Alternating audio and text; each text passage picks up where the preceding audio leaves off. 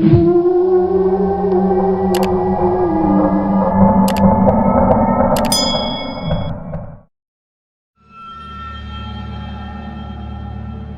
Everyone and welcome to भूत कहानियाँ online. मैं हूँ राजीव और मैं आप सबका बहुत दिल से स्वागत करता हूँ हमारे इस यूट्यूब चैनल में। मुझे आशा है कि आप सभी लोग बहुत ही बढ़िया होंगे। तो आज का इस स्टोरी लिखा है शुभोदीप विश्वास कोलकाता से। तो चलिए सुन लेते हैं शुभोदीप के ज़बान से आज का इस हॉरर स्टोरी।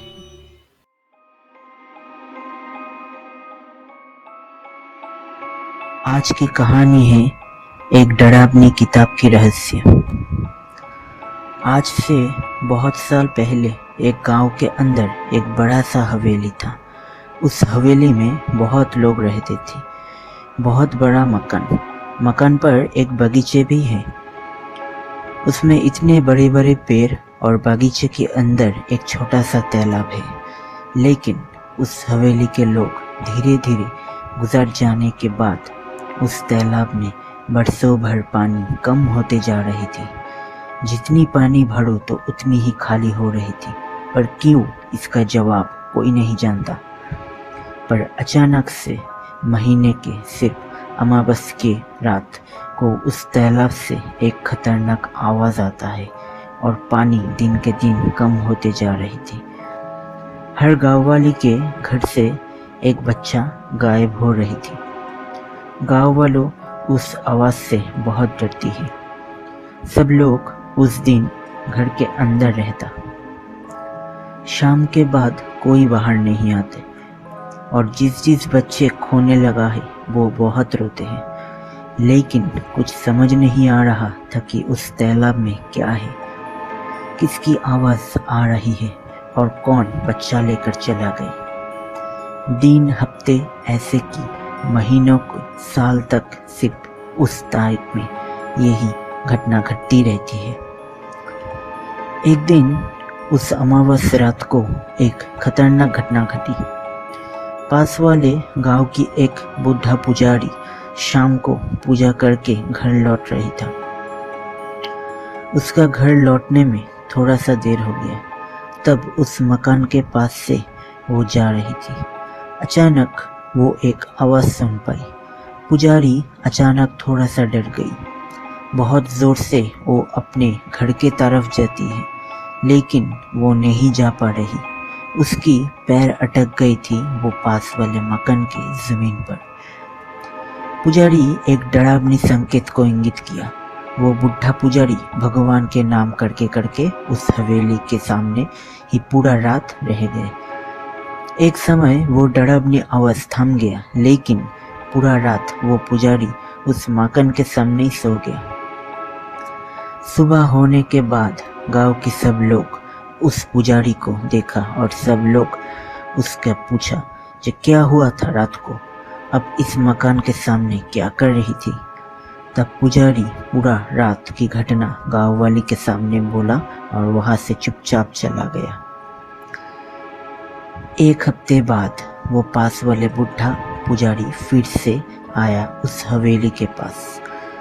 सब गांव वालों को पुजारी उस मकान के सामने आमंत्रित किया और बोला कि उस हवेली के अंदर एक किताब है।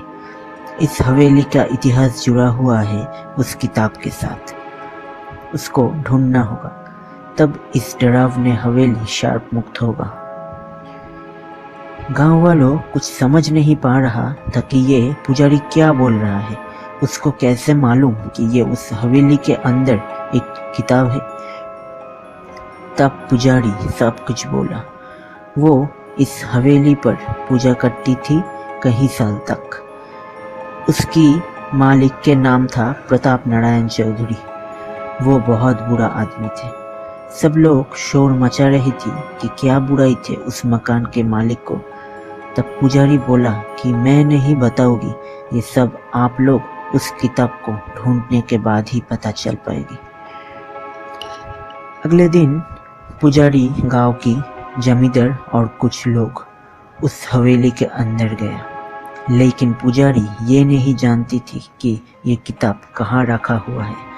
सब लोग अपने अपने बारे में कह रहे थे, लेकिन अचानक उस मकान के अंदर एक बच्चा लोग की रोने की आवाज़ सुन पाई। सब लोग घबरा गई।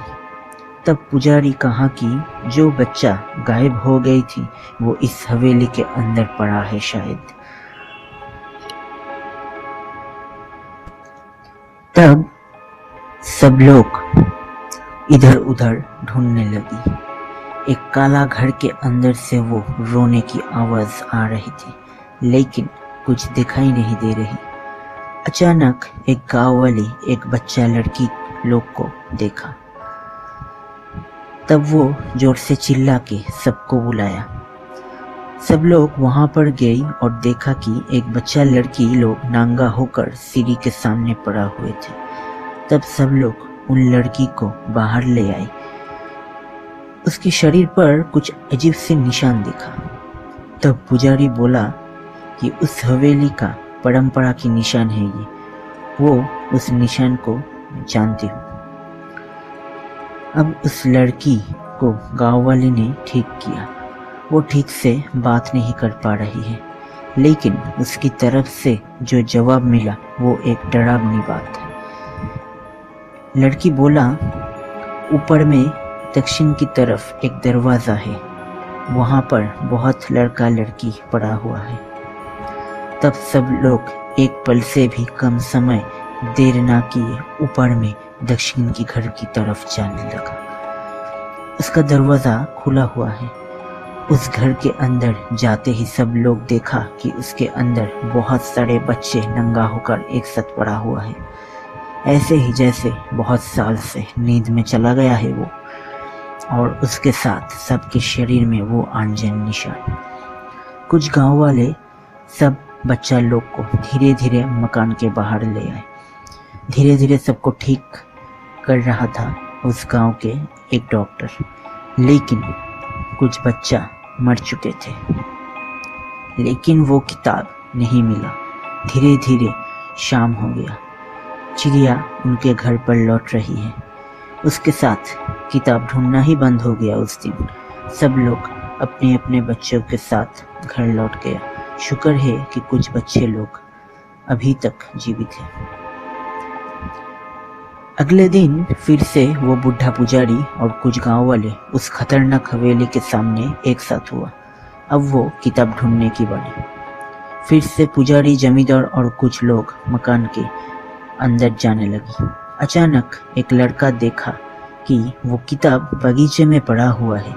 तब वो लड़का सबको पुकारा। सब लोग बगीचे में आकर वो किताब ढूंढ पाया।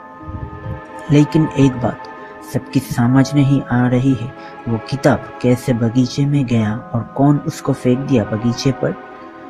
अब वो पुजारी किताब लेकर गांव वाले के सामने उसका जवाब पेश किया। किताब से जो जवाब मिला वो है ऐसी। आज से बहुत साल पहले, लगभग 50-60 साल पहले, उस हवेली के राजा प्रताप नारायण चौधरी हर महीने में अमावस की रात वो नरबली देता था। उस दिन गांव की एक एक बच्चा लेकर वो नरबली देती थी। वो बहुत खतरनाक आदमी थे। इस खत्म के बारे में कोई नहीं जानती थी, लेकिन उसका लड़का एक दिन सब कुछ देख लिया और सब कुछ जान गया। फिर राजा उनकी भी मार दिया। फिर एक दिन उसकी बीवी भी सब कुछ जान गया, लेकिन वो किसी को नहीं बताए। प्रताप नारायण की वो बुराई का उसके बीवी की एक किताब में लिख रखा। ये है वो किताब जिसके बारे में पुजारी बोली थी। लेकिन राजा उसकी बीवी की भी मार डाला। तब पुजारी सब कुछ देख लिया, लेकिन पुजारी को राजा नहीं मरा। क्यों? क्योंकि वो पुजारी उस काली माता की पूजा करती थी, इसलिए। फिर राजा उसको बोला कि ये काम के बारे में किसी को बताए तो उसके परिवार को नर दिया जाएगा। इसलिए पुजारी किसी को नहीं बताए इन हवेली के बारे में। इस तरह सब लोग एक घटना जान गए और एक एक करके राजा सबको मार दिया। लेकिन उस हवेली के सब लोग मरने के बाद हर अमावस में वो डरावनी आवाज आती थी। धीरे धीरे राजा उस आवाज सुनकर पागल होते जा रही थी। एक दिन वो भी मर गया। ये है किताब की रहस्य कहानी। अब पुजारी वो किताब उस तालाब में फेंकने की आदेश दी। फेंकने के बाद उस तालाब से एक तरंग निकल आई और पूरा तालाब छा गया। धीरे धीरे शाम होने लगी और सब लोग अपने अपने बाड़े में लौट गए। उस दिन के बाद अमावस की रात गांव वालों कोई डरावनी आवाज नहीं सुन पाई और सब कुछ ठीक हो गया।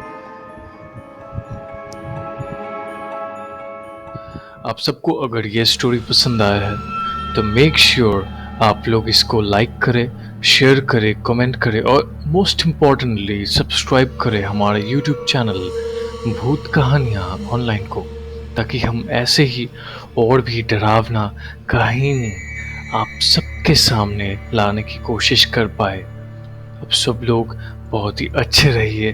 Thank you. See you the next day.